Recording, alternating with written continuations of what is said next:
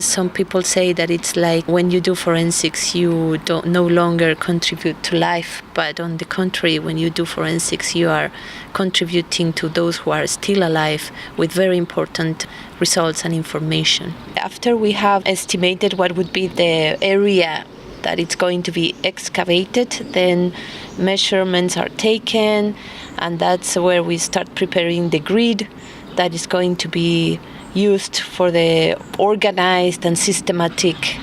digging of the grave. We have more than 200 bones. Some of them are big and very visible, but some of them are very small. And every little single piece of bone is going to be important, not only for the identification process from the technical point of view, but also for the families, so that when they receive the remains of their loved ones back, they receive it as complete as possible. By following these very detailed procedures that it's called the chain of custody, it's how those in charge of identifying the mortal remains can be sure that the body that they are giving to their relatives is the correct one.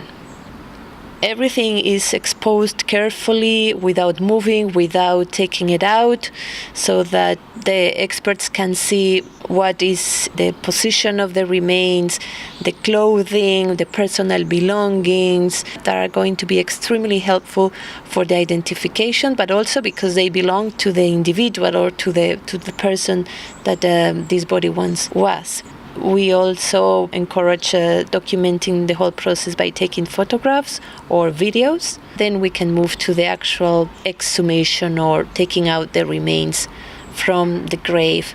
and carefully putting them in proper body bags with the proper labels, and then filling out all the forms, the required forms, so that the body continues to the next step in the process, which is going to be the forensic examination. We put a lot of emphasis on being careful, not only because of technical requirements, but also because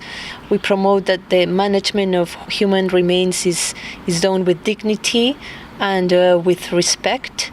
And also the families, when they are informed about the process, about where their relative was found, who found it, how he was taken out of the grave, etc., this will also help them accept better the unfortunate loss of their relatives. On the other hand, it's very sad, it's very emotional, because it's never a good thing to face death, or to face, in most of the cases, the cruelty of one human being that is dead because of another human being.